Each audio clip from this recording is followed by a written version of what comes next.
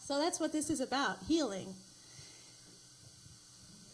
and prayer. And I'm really excited to talk about prayer. I think all the different paths have something to offer. And one of the greatest gifts that I've gotten from being part of the Center for Spiritual Living is a new understanding of prayer. So I'm very enthused to share that with you. Some of you already know about it, but to expand our awareness in it. So the typical idea of prayer is where we pray as finite, our relative finite self, we pray and ask this infinite self to please give us what we would like. I worked in a psychiatric hospital a little over 20 years ago, and I used to work on one of the units was a Christian unit in the hospital, and it was created for Christians with toxic faith.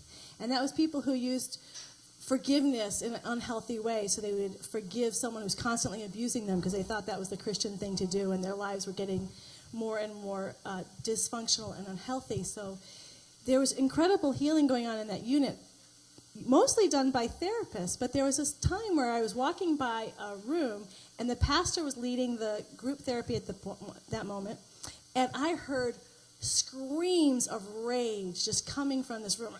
I'm like, oh, I've never heard that before. And it was just over and over. I'm like, what is going on in there? And then when they came out, the people came out, their faces were just beaming. They were something cathartic had happened. They were free. So I had to find out. So I went to the pastor and I said, what were you doing in there? And he said, well, a lot of times we have a lot of pent-up anger towards God. So what I did is I said, here's the wall. Let's just pretend that's God. And I want you to think about all the times that you feel like God didn't hear your cries for prayer, for help, and all the suffering. And I want you to allow yourself, it's safe here. This is the first, God's not going to judge you. You're not going to be condemned. Let that anger about what's going on in your life, and God hasn't changed it, to come out. And he gave him an eraser. And he said, I even give you permission to take this eraser and throw it at God. So physically, emotionally, and mentally, they were allowed to let all this repressed energy to come out. And that was the rage that I was hearing. And it freed them so completely. It was such a lesson for me. Because we talk about prayer so much, and we talk about God being an all-loving God. And yet I think deep down, all of us are struggle with, okay, God's all-loving, God is everywhere present, and yet there is so much suffering in this world. How can we live with this paradox? And we don't want to say God isn't loving, so sometimes we shut down that anger and that frustration about what we're seeing, about the suffering that we're seeing, because we're not supposed to be upset with God. So what I found what I started to use that is give people space to be angry at the way life is, that sometimes it doesn't feel like God is that loving. But I also have learned that we have to shift how we perceive things, that is a wonderful exercise for a moment. It gets the catharsis out. But if we go back to the same old framework of understanding the world, that anger is just going to keep coming up. So we want to shift how we see this world. And the way I see it is God is this infinite, oceanic, loving movie screen. It's the movie screen. It's the actual screen in which the story is happening on the movie screen, but God is always present. It doesn't change. No matter what the story is on that screen, no matter how high and wonderful it is or how low and awful it is, that screen is untouched by any of it. It is always pure, unconditional love. It doesn't become any less unconditional love because of what's happening on that screen. It doesn't become any more unconditional love. It is always fully being itself. And so the shift is to recognize we are made in the image and likeness of that movie screen. That's who we are. So we start to identify with this pure presence of unconditional love, this pure presence of being. So right now, that presence is there. We can look at ourselves as we're sitting in our chairs, witness that presence that has been witnessing us. And if we start really becoming conscious of the presence that is witnessing us right now, we recognize that it is exactly the same presence that was witnessing us when we were little children, when we were teenagers, when we were young adults. All through our life, it's the same presence. It's unchanging. And we can easily tap into it every moment. So the more we tap into that, we get a place of freedom. So prayer, we can shift how we do prayer by shifting our identity with the God I am. So in our teaching, Centers for Spiritual Living, we start with prayer as God is all there is, and I am one in God. God is all there is, and I am one in God. So we just start from the beginning, not from the finite self, not from the character in the movie, in the story, praying to the infinite. We are now shifting and saying, I am the infinite. I am that place of freedom. But then as we can look at it, we could say, well, it seems, when we think of a movie screen, it could seem a little bit cold and indifferent to what's happening on the screen. So we'll take the metaphor just a little bit further and say that the story on the screen is emerging from the screen. That this love intelligence of the screen is unchanging, and at the same time, it's participating. It's story that it's creating in form. But it never gets absorbed. And that's why I think this first principle is so important, that God, love, is in, through, and as all creation, and yet never absorbed by it. So the whole story is filled with God's infinite oceanic love, but that love never gets caught in the story at any point in time. Why this is important is because then we start to operate in life with greater compassion. Often the reason why people love going to movies or reading books or reading stories is because it's cathartic. We actually feel more. We cry harder. We laugh. We feel greater compassion sometimes for a character on a screen than we would ever feel in real life, because we know they have no power over us. We know this movie's going to end, so we can allow our hearts to open into infinity and allow ourselves to feel deeply into the story without ever being worried about it, losing ourselves in it, by ever feeling fearful that it could hurt me. So we actually can become more compassionate, more caring about what's happening in the world around us by waking up to the truth of who and what we really are. So last week we were talking about the difference between healing and cure. Healing is when we wake up to the truth of who and what we really are. When we recognize that we are this infinite and eternal being of light, that nothing can ever limit, hurt, harm, or endanger us ever. The true essence of who we are. Cure is when we can start bringing that awareness into in form, whether it's happening mentally, emotionally, or physically. We bring that awareness and it starts to shift the forms around us to move into greater alignment with wholeness. But sometimes that cure looks a certain way and sometimes it doesn't. When I worked in the psychiatric hospital, I was practicing this. I was practicing oneness with every person that I worked with. I was practicing the wholeness and perfection in each and every person I saw. What was interesting is in that time, the results were completely different. I had the full spectrum from people where I was holding their wholeness and their oneness and the perfection of who they always already are, and it seemed to have no impact on them whatsoever. That's one extreme. And then there were other people where I've had immediate healings and even cures. And so, and then because we're multidimensional beings, all different variations of that in between. So what I began to recognize is I really have no control of how this wholeness shows up. I can't say whether it's going to result in a cure or not a cure, a healing or not a healing, but I can be the space for that vehicle to happen. So my job as a healer, and I know I'm in a room full of healers today, woohoo! That's why I feel so good in here. We're holding that wholeness and perfection for ourselves and for each and every person we come in contact. We don't get lost in the story. And this is really important. We start participating so we actually become the prayer. One of my favorite stories, and I'm sure many of you are familiar with it, is the Bhagavad Gita. How many of you are familiar with the Bhagavad Gita? Oh, just a few of you. All right, well, I'm going to take a whole month on that one because it's a really... I won't attempt to tell the story now. But I'll just touch on the key points, which is a warrior, Arjuna, decides he doesn't want to go into war because he doesn't want to hurt and kill people from the other side. They are also part of his family. He has an experience with Krishna. Krishna wakes him up to the truth of who he is, who and what he is. He wakes him up to the reality that he is one with this screen, and this is just a passing story, and he has to play his role full out, completely.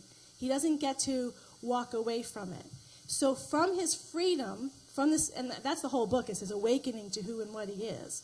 And so in the end, he ultimately steps forth into the battle, willing to play his role completely and full out without fear, because he loses attachment to whether he's going to win or whether he loses. The purpose is to live his life fully.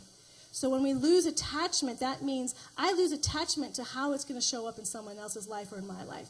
I lose attachment to how that cure is going to look. If I'm healed, I'm already healed, and that gives me a freedom. And that's where the creating and the playing comes. When we look at children creating and playing, or at least I'm looking at my son playing, creating and playing, he loves to create battles.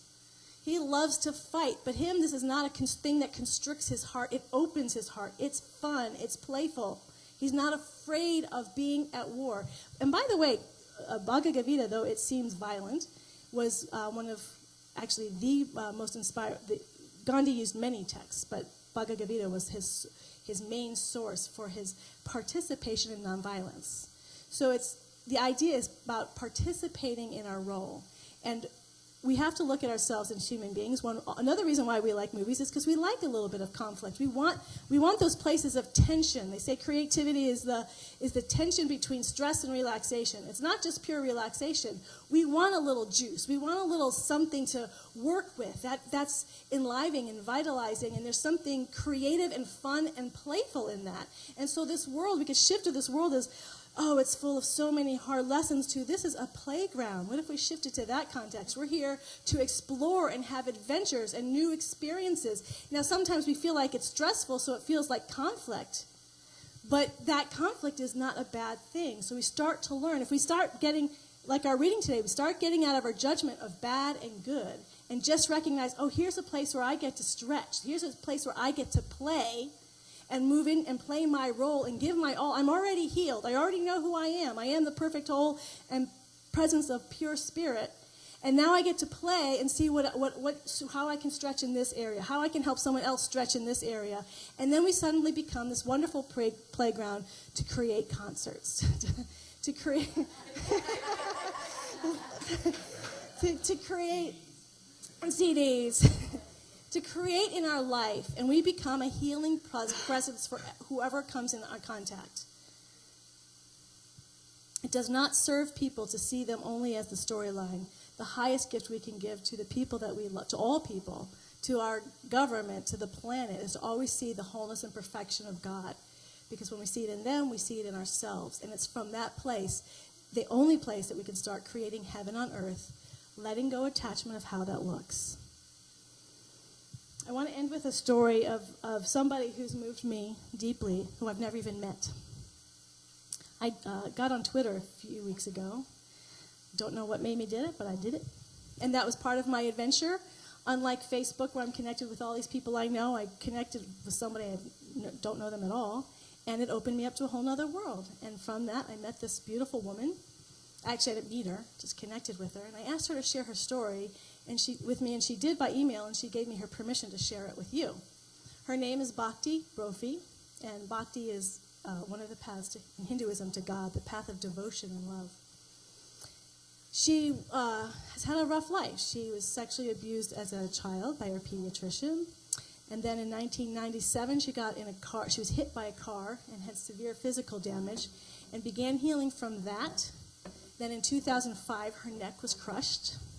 She had to use bones from, not she, when they had surgery, bones from cadavers to work on her neck, and titanium. But in that crushing of her neck, nerve damage, so she's in pain a lot. 90% of her life is contained. She's contained in a bed.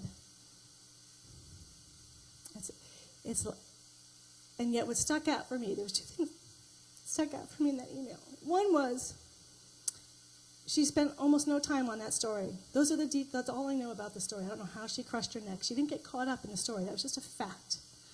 And the second thing that really stuck out to me was that the word hopelessness didn't show up until she had her surgery in 2005, which is also when Hurricane Katrina happened, and she couldn't walk anymore. She didn't have mobility. And she saw the suffering in Katrina. And that's when she felt hopeless, is because she couldn't serve, she couldn't give. And I thought, that tells us a lot of her heart, of who she is. So she really wanted to be of service and couldn't, and that brought her to hopelessness. So her friend taught her a prayer, and she said it's a prayer that's gotten her through her life to a place where she feels and experiences it's a life of happiness. She lives in gratitude. She lives in joy. She says, I laugh every day. I love to laugh.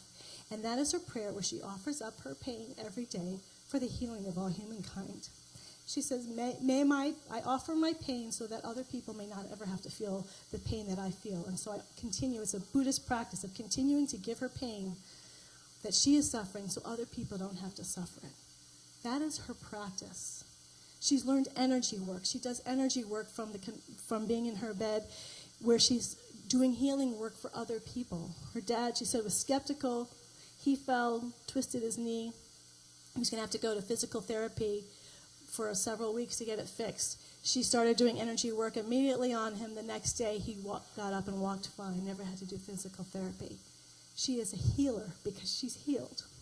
She knows who she is. She is free. She is happy. She loves, and she's in physical pain every day. Probably more pain than most of us can imagine with the nerve damage. Yet she just posted a dashboard photo essays when she is in the car. She takes pictures and she's created a photo essay. She's so alive, more alive than so many of us can be. And I think, what excuse do we have to not fully be alive, to be fully appreciative of how our life is right here and right now, the magnificence that God is as our life. We are completely free. We are that love now. Nothing, no condition can ever limit us. And she's my reminder of that because she's living it every single day. And then I thought, even at looking at her from the outside in as an external, there's a difference between pity and compassion. We're not doing anyone a favor by pitying her, because that means she's less than. That means, oh, I feel sorry for her because she has this and she can't do it. She's not pitying herself. She might have moments. We all have moments where we pity ourselves, but that's not where she hangs out. She is hanging out in her freedom. That's where we need to meet each other. We don't look at each other from your smallness. Oh, I feel sorry for all the suffering you've had. Everyone, we all know, we can look around the world, our personal conversations carry around a lot of pain and a lot of suffering. But we don't do anyone a favor by holding them. They're holding them to that suffering. We have compassion for the suffering. We have compassion for our own suffering. But at the same time, everyone is also simultaneously whole, perfect, and complete. That's where the healing is going to continually come to. We cannot be healed as a person, as a community, and as a planet until we continually, over and over in our day and in our week and in our lives, return to the truth that we are whole, perfect, and complete always. We are always that divine, vibrant, loving, open, our hearts open into infinity movie screen. That is who we are all of the time. The story of our life is playing out before us, but we are never limited. The love that we are is never limited. To me, true spirituality is keeping our heart open into infinity and noticing when our heart constricts. That means we've been caught by the story.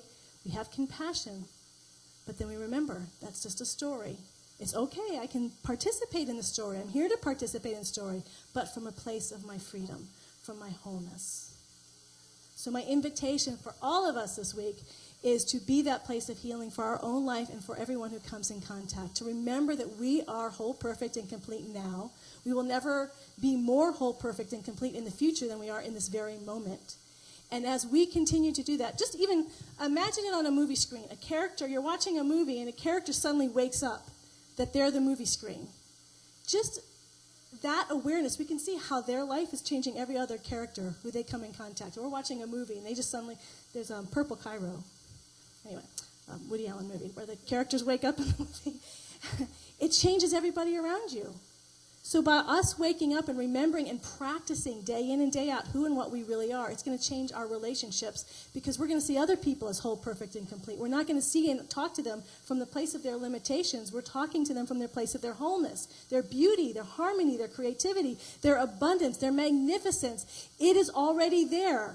That's how we heal ourselves and this planet and create heaven on earth. So I invite us all to do that this week, and we are going to experience that expansion of our own finite self into infinity. So I would like to pray now. Yes, Teresa. I just want to add that there is a Facebook page for the group of Cenetr for Spiritual Living, and I'll put on there the 5 steps of prayer that Great. that you mentioned. Great. So we're going to pray now, and I'm going to pray with these 5 steps that we use in Centers for Spiritual Living.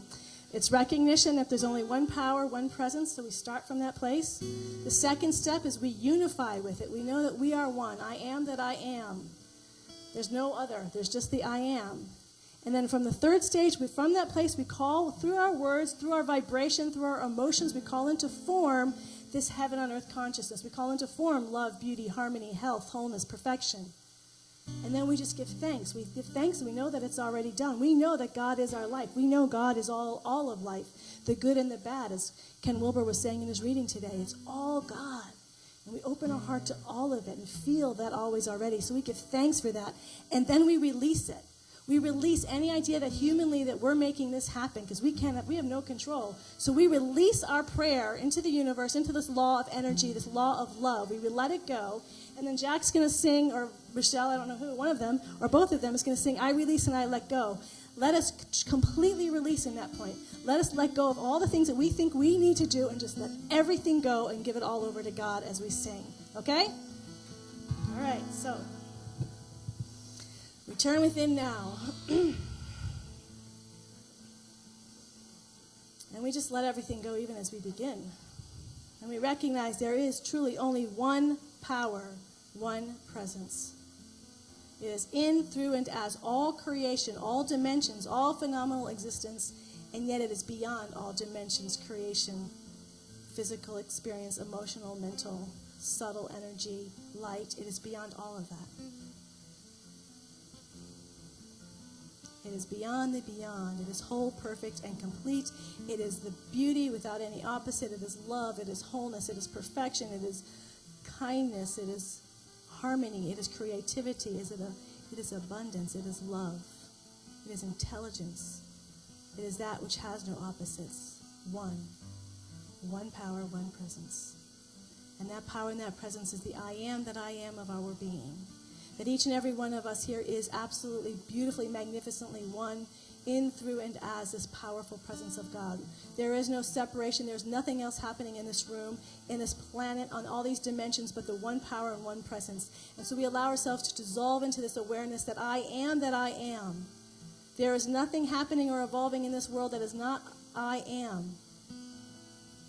God is I am. Love is I am. Beauty is I am. Peace is I am. Wholeness is I am. Freedom is I am. And this I am is fully alive and awake as each and every one of us in this room here today. And so I call forth this I am presence to fully realize itself in all of its love and all of its glory and all of its abundance and all of its beauty and all of its harmony and all its creativity and peace and bliss. It is being fully realized on every level and dimension of our being. It is being fully realized as our subtle body, as our energy body. It is being fully realized as our mind, as our thoughts, as our thought patterns, as our emotional body, as our emotional habit patterns, as our physical body, as our physical habit patterns, in our financial affairs, in our work life, in our relationships. In every area of our life is infused with this wholeness and perfection and love of peace and harmony. Our conversations, our thoughts are alive and dynamic in this wholeness and perfection. And from that place, I know that we are the place of heaven on earth now. We are that place of freedom, of bliss, of harmony now. We are this embodied life of all separation married together. The dark and the light, the young and the old, all those seeming opposites are married together as one in our very life now. We are the place of healing and transformation for this planet. One in God is a majority. So for the beauty and the magnificence of this realization in the hearts and minds of our souls, I just say thank you, infinite and eternal one. I am so grateful for this word spoken. I am so grateful for the power and the glory of the living God knowing itself as each and every one in this room. And I release this word. I completely let it go, knowing that it is through the energy and the power and the vitality of God's energy and God's word that this is being fulfilled here and now. And in deep abiding joy, I just release, and I let it go.